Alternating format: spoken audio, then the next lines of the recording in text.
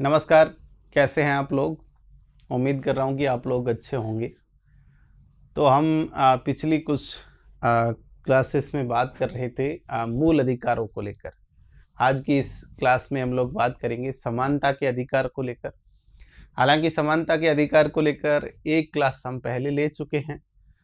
मैंने पहले ही आपको बताया कि एक स्वतंत्रता और समानता का अधिकार को आपको अगर समग्र रूप से अच्छे से पढ़ना है तो ऐसी स्थिति में हमें 4 क्लासेस की 4 एपिसोड की आवश्यकता होगी।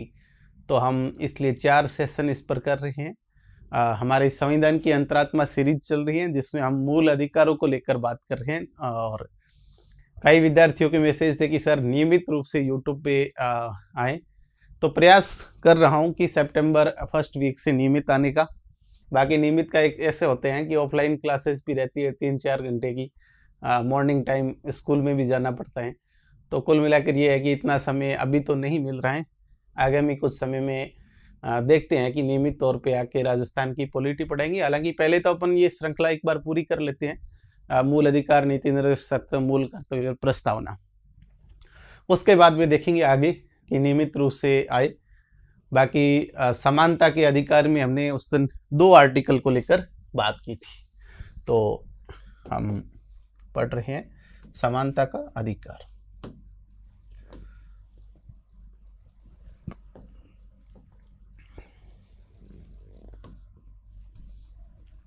हम बात कर रहे थे समानता का अधिकार, और इसमें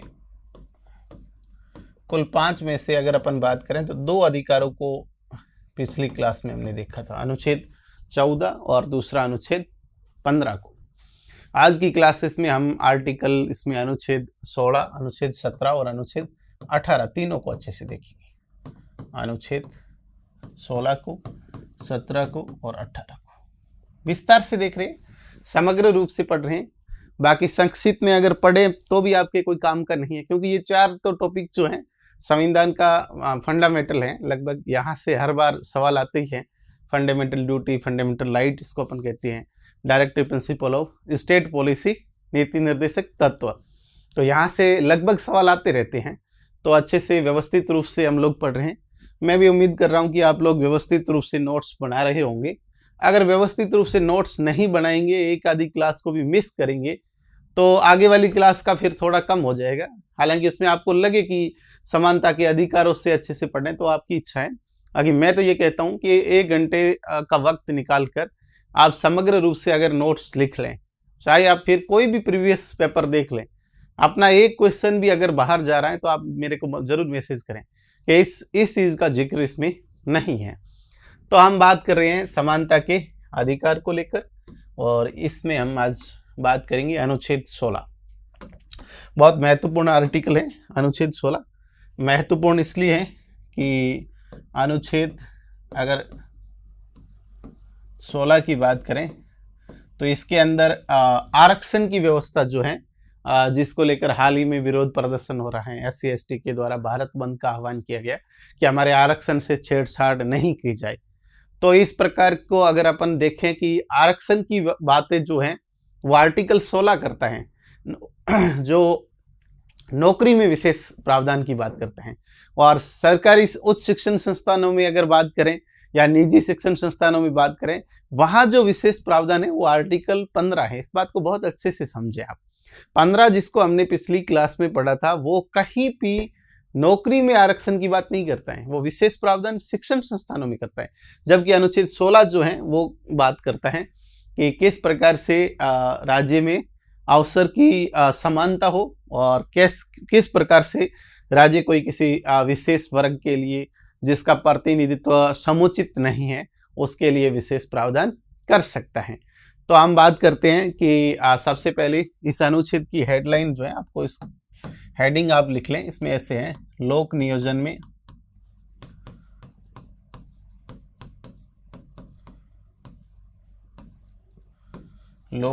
में अवसर की समता, अवसर की समानता। तो लोक नियोजन का मतलब होता है सरकारी जो नियोजन होता है। प्राइवेट नियोजन की ये बात नहीं करता है कि सरकारी जितने भी नियोजन होंगे उसमें किस प्रकार से अवसर की समानता होगी। तो पहला जो इसका क्लोज है वो सिंपल सा क्लोज है जो बात करते हैं अनुच्छेद 16 का फर्स्ट नंबर क्लोज। अनुच्छेद 16 का 1 नंबर क्लोज जो है वो ये इससे बात करता है कि लोक नियोजन में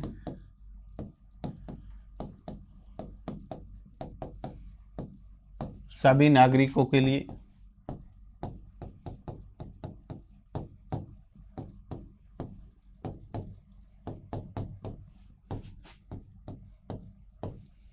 अवसर की समानता होगी।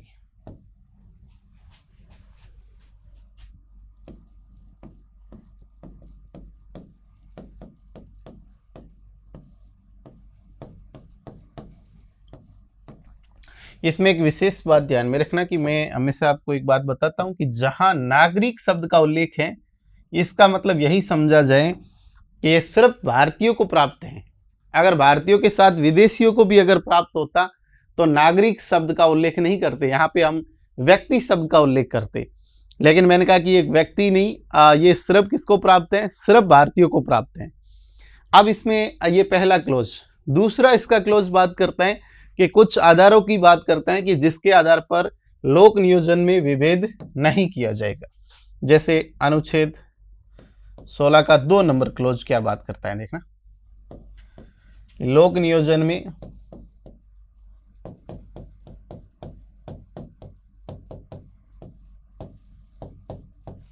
किसी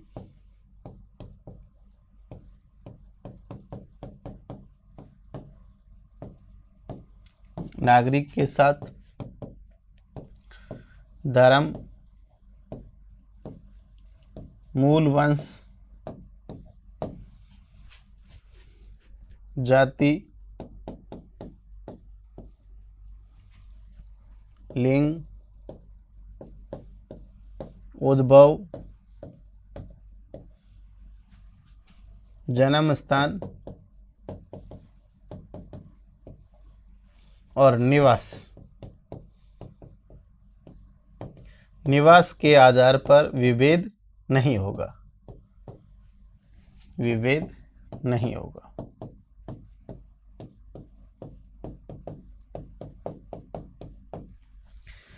अब आर्टिकल 16 का क्लोज नंबर 2 देखते हैं। लोक नियोजन में किसी व्यक्ति के साथ में धर्म के आधार पर, मूल वंश के आधार पर, जाति के आधार पर, लिंग के आधार पर, उद्भव के आधार पर, जन्म स्थान और निवास किसी भी आधार पर विभेद नहीं किया जाएगा। इससे पहले अगर आधारों की बात करें तो आर्टिकल 15 के अंदर हमने पढ़ी थी। अब आप लोग देखें इसको अच्छे से देखने की बात कि मैंने कहा कि हमने इससे पहले अनुच्छेद की बात करें तो 15 में कुछ आधारों की बात की थी। अनुच्छेद 15। अब अनुच्छेद 15 के अंदर 5 प्रकार के आधार है, 5 आधार है। और दूसरा सवाल यहाँ से ये भी बन सकता है कि इन 5 आधार का सही सीक्वेंस क्या है। तो याद रखना, धर्म, मूल वंश, जाति, जन्म स्थान, एक तो लिंग आएगा पहले, लिंग और फिर जन्म स्थान, ये इसका सीक्वेंस है। अब दूसरा आर्टिकल की बात करें तो अनुच्छेद जो है ये 15 अनुच्छेद ध्यान में रखना, शिक्षण संस्थान में विशेष प्रावधान की बात करता है। शिक्षण संस्थान में विशेष प्रावधान, शिक्षण संस्थान में प्रवेश हेतु विशेष प्रावधान की बात करता है। और दूसरा जो आर्टिकल है अनुच्छेद 16, एक और आर्टिकल है अनुच्छेद 16। मैंने कहा कि ये सरकारी नौकरियों में, सरकारी सेवा में विशेष प्रावधान की बात करते हैं, सरकारी नियोजन में आरक्षण की बात करते हैं। और इसमें अगर बात करें कि इसके अंदर 7 प्रकार के आधार है। कितने आधार है? 7 आधार। और 7 आधार की अगर बात करें तो देखना इसमें धर्म, मूल वंश, जाति, लिंग, उद्भव, जन्म स्थान और निवास की बात करते हैं। हालांकि 5 ऊपर वाले अगर आप सीक्वेंस याद करेंगे तो उसमें कुछ ज्यादा समस्या नहीं है। जन्म स्थान के उद्भव आगे लगा देना है और निवास पीछे लगा देना है। तो 5 और 7। अब अगर सवाल पूछा जाए कि इस प्रकार का कथन आए कि अनुच्छेद 15 की बजाय अनुच्छेद 16 ज्यादा विस्तारित है, तो बात सही है, क्योंकि 15 में 5 आधार है और 16 में कितने आधार है? 7 आधार है। तो इससे ज्यादा ये विस्तृत हो गया, नहीं हो गया? विस्तृत हो गया। तो उद्भव और निवास की भी बात है। अब समस्या है कि भाषा का उल्लेख दोनों में नहीं है। भाषा के आधार पर जो विभेद कर सकते हैं उसका प्रावधान न तो आर्टिकल 15 के अंदर है, आर्टिकल न 16 के अंदर है। अब इसमें इसका ये तो आर्टिकल देखो 16 की 2 क्लोज हो गई। 16 का 3 नंबर क्लोज 16 का ही अपवाद है। इससे पहले हमने कहा कि अनुच्छेद 16 का 2 नंबर क्लोज कहता है कि निवास के आधार पर विभेद नहीं किया जाएगा, और 16(3) का आर्टिकल कहता है कि संसद निवास के आधार पर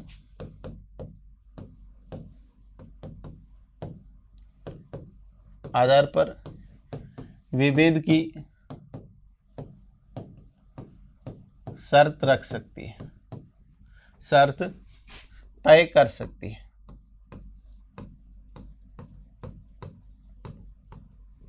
अब ये काम संसद द्वारा किया जाएगा। किसके द्वारा किया जाएगा? आपसे पूछा जा सकता है कि राष्ट्रपति कर सकता है या संसद कर सकती है। तो याद रखें कि आर्टिकल 16(3) जो अनुच्छेद है, 3 नंबर क्लोज जो है वो बात करता है कि संसद निवास के आधार पर किसी व्यक्ति के लिए कोई शर्त को जो है तय कर सकती है। आर्टिकल 16 का 3 हो गया। अब तक तो हमने कहीं आरक्षण की इसमें बात नहीं की। तो आप लोगों के दिमाग में एक तो सवाल होगा कि सर आप बार बार बता रहे हैं कि सरकारी सेवाओं में जो आरक्षण का प्रावधान करने वाला आर्टिकल 16 है, और ये जो भेदभाव किया जाता है कि जैसे हमने कहा कि एससी का हो गया, एसटी का हो गया, ओबीसी का हो गया, महिलाओं के लिए विशेष प्रावधान। तो हम कहते हैं, एक तरफ कहते हैं कि समानता का अधिकार है, दूसरी तरफ भेदभाव कर रहे हैं। तो इस भेदभाव को कहते हैं तार्किक विभेदीकरण, और तार्किक विभेदीकरण किया जा सकता है। और तार्किक, अभी सुप्रीम कोर्ट का जो फैसला आया उसमें भी हमने देखा कि यही बात थी कि तार्किक विभेदीकरण कर सकते हैं, और तार्किक विभेदीकरण करेंगे तभी तो जो वंचित लोग हैं, जो मुख्य धारा से बाहर लोग बैठे हैं, उनको मुख्य धारा मिला पाएंगे। नहीं तो उन लोगों का विकास कैसे करेंगे? हमारे पास कोई विकल्प ही नहीं है। आप लोग देखते होंगे कि गाँवों में कई बार होता है कि एक परिवार के अंदर कोई एक अगर व्यक्ति पूरे परिवार में सरकारी नौकरी में अगर चला जाता है तो वो पूरी फैमिली जो है उसका एक साथ धीरे धीरे विकास होने लगता है। क्योंकि एक तो वो व्यक्ति, वो फैमिली, मैंने कहा वो परिवार, गरीब परिवार सरकारी सेवा का महत्व समझ जाता है, उससे ज़्यादा वो शिक्षा का महत्व समझ जाता है। और एक व्यक्ति शिक्षित होता है, सरकारी सेवा में जाता है, तो वो देखता है कि होता क्या है कि 5-7 मजदूर, जो मैंने कहा कि दिन की दिहाड़ी मजदूरी करते हैं, इतना वेतन एक सरकारी शिक्षक लेकर प्राप्त करता है एक दिन में। तो उन्हें लगता है कि ये तो बहुत एक अलग ही मामला है, यहाँ इस तरफ हमें जाना चाहिए। तब वो शिक्षा की तरफ ज़्यादा बढ़ते हैं और फिर उसी परिवार का विकास ज़्यादा होने लगता है। तो एक व्यक्ति शिक्षित होता है तो सारे परिवार को शिक्षित करता है, सरकारी सेवाओं में ज़्यादा जाते हैं। तभी तो हमने ये विशेष आरक्षण वाला प्रावधान किया है। अब आर्टिकल अपन देखते हैं 16(4) को। 16(4) आर्टिकल बात करता है कि पिछड़े जो नागरिक हैं, अनुच्छेद 16 का क्लोज नंबर 4। इसलिए तो अपन कहते हैं कि शिक्षा शेरनी का दूध है, जो पीता है वो बहुत दहाड़ता है। तभी तो कहते हैं, तभी तो मैंने कहा कि शिक्षा का बहुत ज़्यादा महत्व होता है। इसलिए हमने विशेष प्रावधान करके ऐसे लोगों को मुख्य धारा में लाने का के तरीके अपनाए हैं। तो 16(4) कहता है कि पिछड़े वर्ग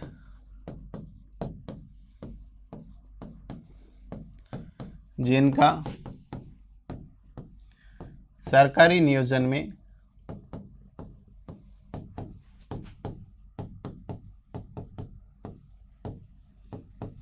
पर्याप्त प्रतिनिधित्व नहीं है,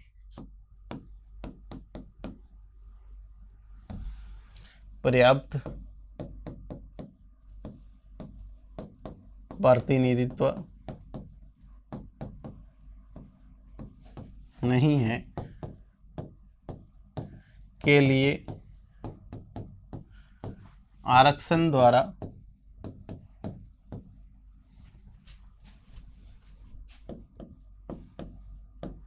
नियुक्ति में विशेष प्रावधान कर सकते हैं।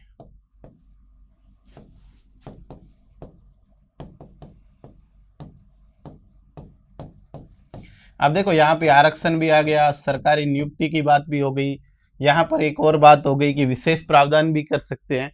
तो आर्टिकल 16(4) को जब आप लोग देखेंगे तो इसमें स्पष्ट तौर पे है कि ऐसे कोई पिछड़े वर्ग हैं जिसका सरकारी सेवाओं में, सरकारी नियोजन में समुचित प्रतिनिधित्व नहीं है, उनके लिए इस प्रकार की नियुक्ति में विशेष प्रावधान कर सकते हैं, उन्हें आरक्षण दे सकते हैं। तो आरक्षण कर रहे थे, ये आरक्षण यहाँ पे आ गया। एटलीस्ट आर्टिकल 16(4) जो है वो किसकी बात करता है? आरक्षण की बात करता है। तो 16(4) में विशेष प्रावधान कर सकते हैं। अब आरक्षण की बात यहीं से शुरू होती है और हम देखते हैं कि SC और ST, अनुसूचित जाति, अनुसूचित जनजाति का जो आरक्षण है वो तो आरंभ से ही शुरू हो गया। उसमें मैंने कहा कि अगर संविधान आरंभ होने के साथ में अनुसूचित जाति को और अनुसूचित जनजाति को आरक्षण दिया गया। तो हम ऐसे लिख सकते हैं कि 1950 में अनुसूचित जाति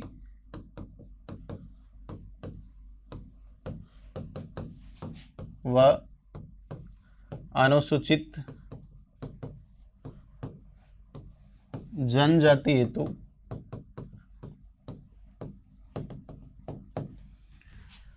सरकारी नियोजन में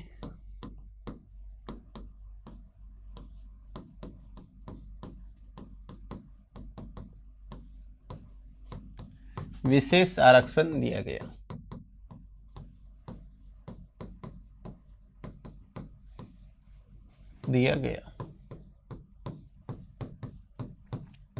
अब तक अपन अगर बात करें तो अब तक मैंने कहा कि ओबीसी को किसी प्रकार का आरक्षण नहीं था और सिर्फ SC और ST के लिए विशेष आरक्षण की बात की गई।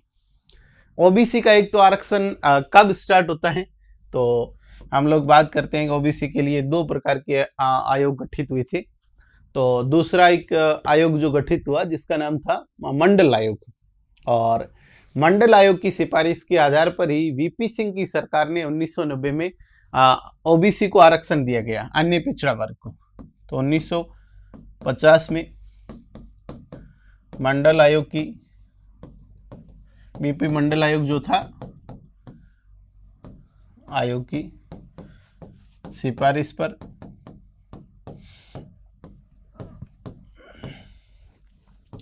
VP सिंह सरकार द्वारा, VP सिंह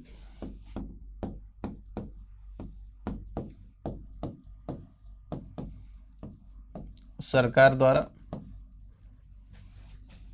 अन्य पिछड़ा वर्ग को आरक्षण दिया गया।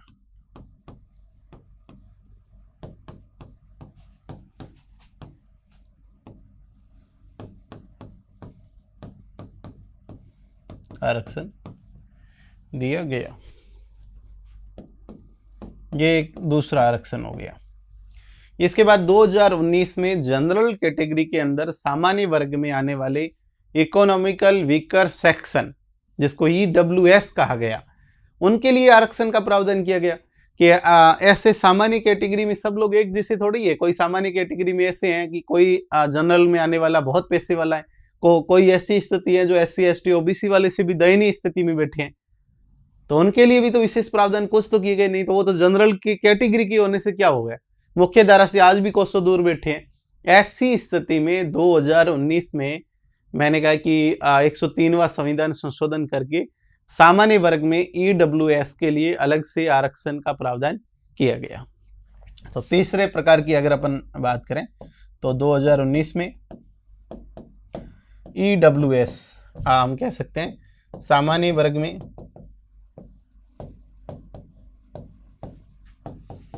EWS हेतु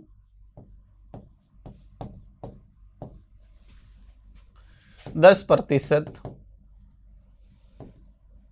आरक्षण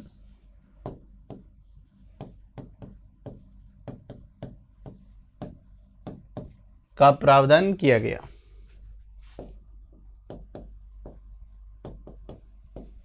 हालांकि ये आरक्षण जो है ये इसका प्रावधान पहले से सरकार को करना चाहिए था, लेकिन सरकारों ने किया नहीं, क्योंकि हमने देखा है धरातल पर कई ऐसे जनरल कैटेगरी के सामान्य गरीब लोग थे जिन्होंने सिर्फ बच्चों को इसलिए नहीं पढ़ाया कि उन्होंने कहा कि हम सामान्य वाले की तो नौकरी कहाँ से लगेगी, क्योंकि सामान्य के पास में आरक्षण नहीं है और हमारे पास इतनी ना तो सुविधाएं हैं। SC ST OBC के पास आरक्षण भी है और माना कि उसमें कुछ लोग ऐसे हैं जिनके पास सुविधाएं नहीं है, तो आरक्षण तो है, हमारे पास ना तो सुविधाएं हैं न आरक्षण है। मैं उन लोगों की बात कर रहा हूं जो सामान्य कैटेगरी में बहुत विपरीत परिस्थितियों में रहते थे। लेकिन EWS आने के बाद में उन लोगों के अंदर, सामान्य कैटेगरी के विपरीत परिस्थिति में रहने वाले लोगों की, मैंने कहा कि हालत ठीक होने लग गई हैं। अब वो भी शिक्षा पे जोर दे रहे हैं कि कम से कम 10% सीटें, आप अगर कट ऑफ देखेंगे किसी भी एग्जाम की, तो अभी पिछली कट ऑफ में लगभग जनरल कैटेगरी से 15 से 20 नंबर EWS कट ऑफ कम जा रही है। तो ऐसी स्थिति में हम कह सकते हैं कि ऐसी स्थिति में अपन ये कहें कि उन लोगों में भी अब थोड़ी राजनीतिक चेतना आई है, जागरूकता आई है शिक्षा के प्रति कि कैसे शिक्षा के क्षेत्र में हम भी आगे बढ़ाएं बच्चों को, ताकि EWS का फायदा ले सकते हैं। तो ये 3 प्रकार का रिजर्वेशन जो है अभी मिल रहा है, एक SC ST OBC और जनरल कैटेगरी में आने वाले EWS हेतु। तो ये आरक्षण की व्यवस्था, हालांकि ऐसा नहीं है कि आरक्षण जैसे ही सरकार ने लागू किया उस पर सुप्रीम कोर्ट का कोई रिएक्शन नहीं था, उसका लोगों का कोई रिएक्शन नहीं था। आरक्षण पर एक अलग से हम लोग सेशन लेंगे, क्योंकि अभी इसमें अपन आरक्षण को मिलाएंगे तो आरक्षण के 5-7 केस आ जाएंगे, अलग अलग आर्टिकल आएंगे, तो उन सब को हम क्या है कि अभी व्यवस्थित रूप से नहीं लिख पाएंगे। आरक्षण पे कई विद्यार्थी भी मेरे से कहते हैं कि सर हमारे आपस में विद्यार्थियों की कई बार बहस होती है, तो हमें ऐसा लगता है कि हमारे पास तर्कों की कमी है। तो आरक्षण पर एक समुचित अच्छा वीडियो आप जरूर बनाएं, तो वो मैंने लिख रखा है डायरी में। जब भी जैसे भी अभी कुछ दिनों में समय मिलेगा, मैं आरक्षण पे एक अच्छा वीडियो बनाऊंगा जिसमें आरक्षण उचित है, अनुचित है, आरक्षण से क्या लाभ हुए, आरक्षण से हानियां क्या हुई है, आरक्षण से संबंधित संविधान में संशोधन कब किए गई, और आरक्षण से संबंधित मैंने कहा कि दूसरा कौन से सुप्रीम कोर्ट के केस हैं जो प्रत्येक विद्यार्थी को ध्यान में रखने चाहिए, जहां हर बार से इस प्रकार के सवाल पूछे जाते हैं, तो उस पर अलग से वीडियो बनाएंगे। अभी हम लोग देखते हैं कि आर्टिकल 16 के अंदर और कौन कौन सी बातें हैं। तो हम लोग बात कर रहे हैं कि इस प्रकार से विभिन्न विशेष वर्गों के लिए, पिछड़े वर्गों के लिए इस प्रकार के आरक्षण का प्रावधान किया गया। अब क्या हुआ कि OBC का आरक्षण जैसे ही लागू हुआ, इसको सुप्रीम कोर्ट में चुनौती दी गई। ये 1990 की बात कर रहे हैं हम लोग कि 1990 में मंडल आयोग की सिफारिश पर जैसे VP सिंह सरकार ने अन्य पिछड़ा वर्ग OBC को आरक्षण दिया, तो ये विवाद सुप्रीम कोर्ट में गया। जो इंदिरा साहनी वाद आया इसके बाद में, तो हालांकि इंदिरा साहनी वाद को पूर्ण रूप से हम लोग यहाँ पर नहीं पढ़ेंगे, हम एक अलग सेशन में आरक्षण को देखेंगे तो उसमें बात करेंगे। लेकिन अब इतना यहाँ पे बात करते हैं कि इंदिरा साहनी वाद में आरक्षण पर एक कैप लगा दी, आरक्षण की सीमा 50% तय कर दी, तय की गई। और दूसरा इसमें यह किया गया तथा पदोन्नति में आरक्षण पर प्रतिबंध लगा दिया गया, पदोन्नति में आरक्षण नहीं दिया जाएगा।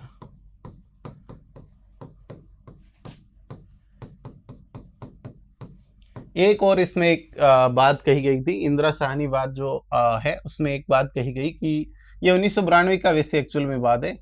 इस वाद में एक तो ये बात हुई, दूसरा हुआ कि बैकलॉग आरक्षण अगर दिया जाता है, बैकलॉग आरक्षण का मतलब होता है कि किसी कैटेगरी का जो आरक्षण होता है, अगर उसकी सीटें माना कि किसी कारणवश खाली रह जाती हैं, तो अगली वैकेंसी में वो सीटें उसके लिए रिजर्व रहती हैं।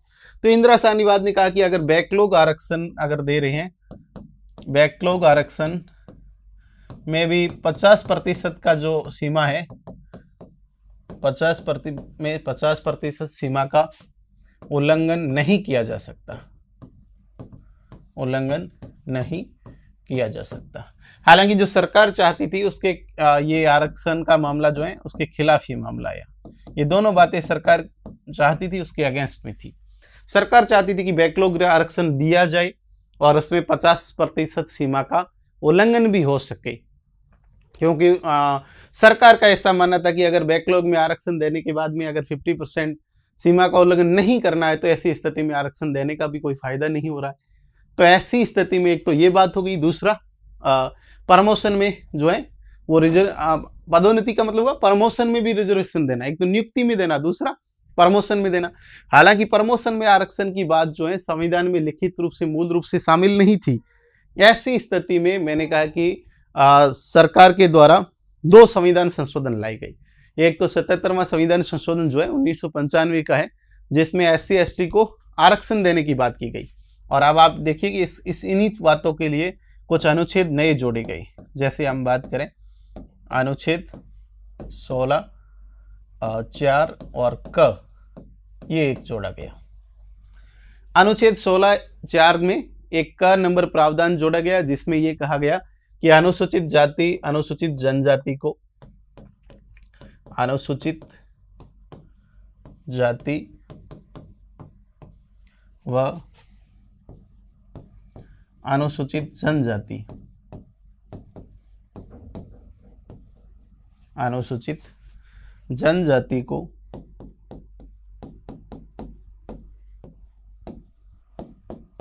पदोन्नति में आरक्षण दिया जा सकता है।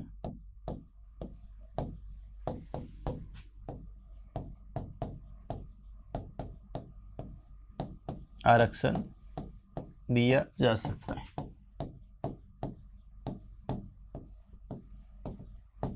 ये बात मूल रूप से शामिल नहीं थी, ये बात बाद में जोड़ी गई। एक तो 77वां संविधान संशोधन 1995 में। दूसरी बात ये है कि एक और बात ध्यान में रखना कि OBC को और EWS को पदोन्नति में किसी प्रकार का आरक्षण दे नहीं है। तो यहाँ पर हमें एक बात ध्यान में रखनी है कि इसको प्रावधान को 77वें संविधान संशोधन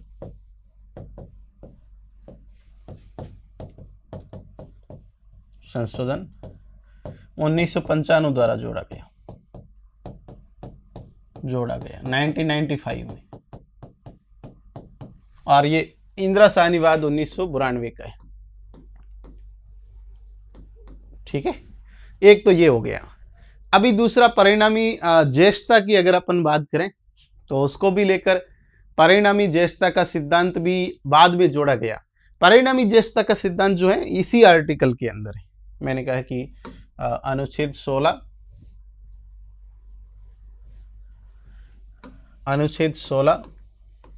4 क के अंदर एक तो पदोन्नति में आरक्षण जोड़ा गया, पदोन्नति में आरक्षण। ये तो हमने लिखा कि 77वां संशोधन है, 77वां संविधान संशोधन अधिनियम 1995। दूसरा मैंने कहा कि परिणामी ज्येष्ठता का मतलब ये होता है कि जैसे एक ही भर्ती में अगर 2 सब इंस्पेक्टर है और फिर ऐसे होता है कि जैसे जैसे मैंने कहा कैटेगरी SC ST का है तो उसका प्रमोशन जल्दी होगा और दूसरे वाले का लेट होगा, और फिर ये गैप हमेशा बने रहेगा कि वो CI बनेगा, डिप्टी बनेगा, जनरल वाला फिर CI बनेगा, तो उनके बीच में वो परिणामी ज्येष्ठता आती है, मतलब जूनियर सीनियरिटी आती है। तो वो सर्विस भले एक साथ ही हो, लेकिन अगर मैंने कहा कि पद से अगर मैंने कहा सीनियर है तो वो सीनियर ही माना जाएगा। हालांकि कुछ सुप्रीम कोर्ट का ऐसा था कि एक साथ अगर दोनों भर्ती हैं तो उसमें ज्येष्ठता सीनियरिटी का मामला नहीं रखा जाए, लेकिन संसद ने इसमें भी संशोधन करके परिणामी ज्येष्ठता का नियम इसमें एक और जोड़ दिया गया। एक तो पदोन्नति में आरक्षण हो गया और दूसरा हो गया परिणामी ज्येष्ठता का नियम। तो इसी के अंदर परिणामी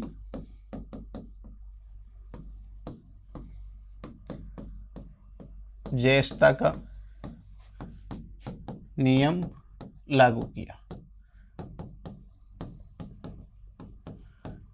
ये अगर आप लोगों को थोड़ा ठीक से समझ नहीं आया तो मैं ऐसे बताऊं कि 2000 माना कि 7 की भर्ती के एक SI जनरल कैटेगरी का है, दूसरा SI है SC का, ST का ले लो, ये SC का, ये जनरल का।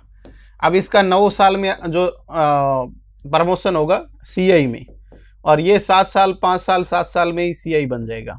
ये 12 साल बाद DYSP डिप्टी बन जाएगा, ठीक है। और ये जो CI है ये अभी CI रहेगा, लेकिन इनमें जो गैप है, अब इसमें पहले तो ऐसे था कि दोनों एक ही भर्ती के साथ किए हैं, तो ज्येष्ठता नहीं है, सीनियरिटी पद भले ही है लेकिन सीनियरिटी एक जैसी काउंट हो। लेकिन ऐसा नहीं होगा, ये DYSP ये CI जो है इसी जहां से बना है वहां से गिना जाएगा, और ये डिप्टी पहले से हो गया, मतलब जैसे 2015 में ये बना और ये 2019 में बना, तो अब ये 4 साल ये इससे क्या हो गया, ये 4 साल सीनियर हो जाएगा जो SC ST का था। और 2015 में बना, तो ये मैंने कहा कि ये 19 में बनाए, ये 15 में बनाए, तो ये 4 साल जनरल वाला इससे जूनियर हो जाएगा। अब एक ही भर्ती के दो लोगों में एक जूनियर है दूसरा सीनियर है, इसी को परिणामी ज्येष्ठता का नियम कहते हैं। और ये प्रावधान 85वें संविधान संशोधन द्वारा जोड़ा गया, 85वां संविधान संशोधन 2001 का। तो आप लोग इसको ध्यान में रखें कि इसे 85वें संविधान संशोधन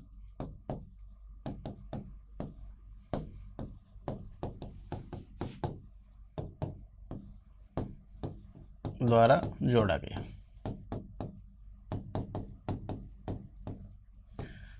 ठीक है। और ये 85वां संविधान संशोधन जो है हमने कहा कि 2001 का है, इसमें लिख लें भले, ये 2001 की बात है। तो ये आर्टिकल 16(4) का हो गया।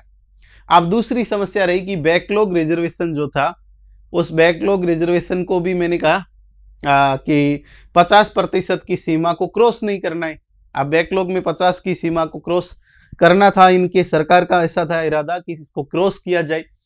तो ऐसी स्थिति में अगर हम लोग बात करें कि इस अनुच्छेद के लिए एक प्रावधान ऐसे कर दिया गया कि 16(4) ख जोड़ दिया गया।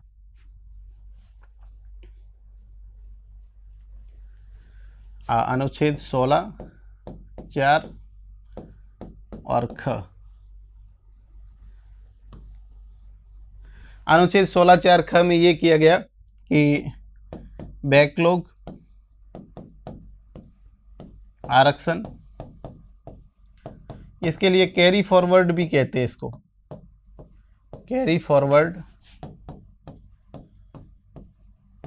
या अग्रनयन नियम कहते हैं, इसको अग्रनयन नियम। अब इसमें ऐसे होता है कि जैसे 2020 की कोई वैकेंसी थी, उसमें किसी कैटेगरी के पद खाली रह गए हैं, तो अब अगली बार जब भी वैकेंसी आएगी तो उसके पद उसी कैटेगरी के अंदर क्या माने जाएंगे, मैंने कहा कि उसमें रिजर्व माने जाएंगे। अब बैकलॉग कैरी फॉरवर्ड या अग्रनयन से जो आरक्षण देता है, सुप्रीम कोर्ट ने कहा कि उस पर भी 50% आरक्षण की कैप लगी रहेगी। तो ऐसे में मैंने कहा कि उस कैटेगरी को कोई विशेष फायदा नहीं था। तब ये बात जोड़ दी गई संविधान का 81वां संविधान संशोधन 2000 द्वारा कि बैकलॉग या कैरी फॉरवर्ड या फिर अग्रनयन नियम से आरक्षण द्वारा 50% आरक्षण सीमा का उल्लंघन कर सकते हैं, सीमा का उल्लंघन कर सकते हैं। तो ये एक और बात मैंने कहा कि जोड़ी गई, ये मूल संविधान में शामिल नहीं थी। ये 81वें संविधान संशोधन 2000 द्वारा, 81वें संशोधन 2000 द्वारा। तो एक कैरी फॉरवर्ड हो गया, एक पदोन्नति में आरक्षण हो गया, तीसरा परिणामी ज्येष्ठता का नियम हो गया। ये तीनों अलग अलग संविधान संशोधन है, 77वां संविधान संशोधन, 85वां संविधान संशोधन और 81वां संविधान संशोधन। तो आर्टिकल 16(4) इस प्रकार से पूरा ये लागू हो गया। अभी हम लोग बात करते हैं कि मूल रूप से 16(4) के बाद मूल रूप से 16(5) था, जो बात करता है सांप्रदायिक या धार्मिक ऐसी शिक्षण संस्थान होती है, या फिर अपन कह सकते हैं कि कोई धार्मिक संस्थान है किसी धर्म विशेष की, तो उसमें जो व्यक्ति काम करेगा वो किसी विशेष धर्म से संबंधित हो सकता है। जैसे कोई मंदिर में काम कर रहा है तो हिंदू हो सकता है, कोई अगर मस्जिद में है तो मुस्लिम हो सकता है, कोई अगर चर्च में है तो ईसाई हो सकता है, कोई गुरुद्वारे में है तो सिख हो सकता है। ऐसा तो हो गई, तभी तो धार्मिक क्रियाकलाप तरीके से कर पाएगा। तो ये आर्टिकल 16(5) जो है वो ये बात करते हैं। अनुच्छेद 16(5) अनुच्छेद 16(5) और ये बात करता है कि यदि किसी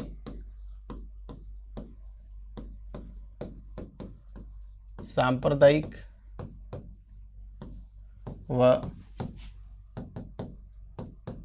धार्मिक संस्था में विशेष धार्मिक संस्था में क्रियाकलाप हेतु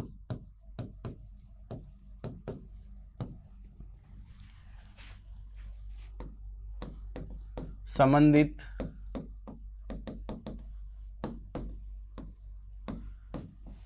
धर्म का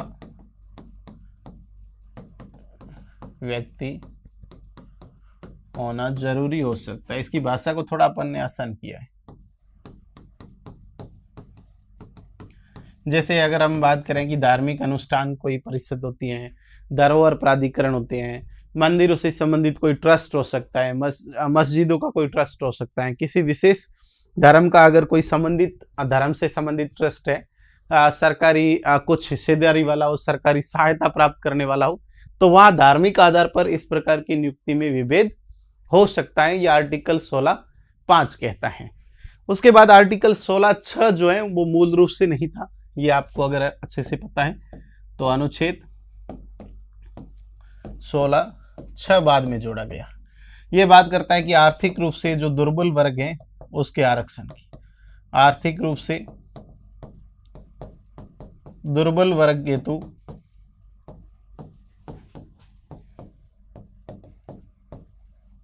10% आरक्षण हेतु सरकारी नियोजन में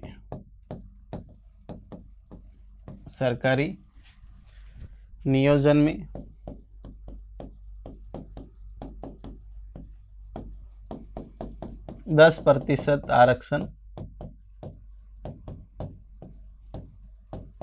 का प्रावधान किया गया।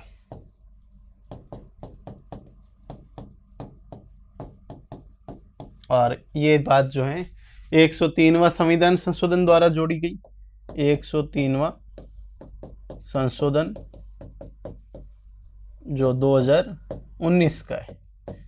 तो जनरल कैटेगरी में आने वाले आर्थिक रूप से दुर्बल वर्ग, इसमें आर्थिक रूप से दुर्बल वर्ग जो है परिवार की आय, कुटुंब की आय पर है, ध्यान रखना। ओबीसी में माता पिता की आय, ये पूरे कुटुंब की आय को लिखते हैं। और कुटुंब की आय अगर 8 लाख तक है, सीमा एक तय सीमा तक है, तो आर्थिक रूप से दुर्बल वर्ग, जिसको इकोनॉमिकल वीकर सेक्शन कहते हैं, EWS कहते हैं। जो हम बात कर रहे थे कि सामान्य वर्ग को मुख्य धारा से जोड़ने वाला जो प्रावधान है वो यही है। तो इस प्रकार से ये बाद में जोड़ा गया। अभी वर्तमान में अगर आरक्षण की बात करें तो आरक्षण इस प्रकार से है। अगर SC के आरक्षण की बात करें तो 15%, ST की बात करें तो 7.5%, अगर OBC की बात करें तो 27%, अगर EWS की बात करें तो 10%। कुल आरक्षण की अगर बात करें 59.5%, इतना आरक्षण है। हालांकि 50% की सीमा इंदिरा साहनीवाद में तय की गई थी, लेकिन इकोनॉमिक उसमें एक था कि कुछ विशेष परिस्थिति में इस आरक्षण की सीमा का उल्लंघन कर सकते हैं, इंदिरा साहनीवाद में भी था। और ये एक विशेष परिस्थिति इसलिए माना गया कि EWS जो है वो सामान्य कैटेगरी के अंदर आते हैं, ये सामान्य वर्ग से हैं। तो ऐसी स्थिति में इस कैप को तोड़ा गया 50% के आरक्षण को। हालांकि आरक्षण से संबंधित वाद की अगर बात करेंगे तो ये वीडियो बहुत ज़्यादा लंबा हो जाएगा। ऐसी स्थिति में मैंने ये तय किया कि आरक्षण को लेकर एक अलग से सेशन लेंगे और उसमें सारी आरक्षण की ही अच्छी बातें करेंगे कि आरक्षण से क्या लाभ हुए, क्या हानि हो, इत्यादि बातों को लेकर चर्चा करेंगे। तो हम बात कर रहे हैं अनुच्छेद 16 को लेकर। समानता के अधिकार में 2 आर्टिकल है, एक 17, 2 रह गए, एक 17 और 18। तो इस प्रकार से आर्टिकल 16 को लेकर हमने बात की। जो हालांकि इसमें ऐसा था कि 17 और 18 को पढ़ने का तो आज प्लान था इसी के साथ में, लेकिन वीडियो ये थोड़ा ज़्यादा लंबा हो गया और मेरा भी थोड़ा टाइम क्या है जाने का हो गया। इसी स्थिति में एक और वीडियो छोटा सा अपन सेशन लेंगे जिसमें हम लोग समानता के अधिकार को कंप्लीट करेंगे। उसमें हो सकता है कि फिर और भी एक आर्टिकल आगे देख लेंगे, जो भी हो। लेकिन अभी मुझे आप लोग जाने की इजाज़त दें। आप लोग पढ़ते रहें, मस्त रहें।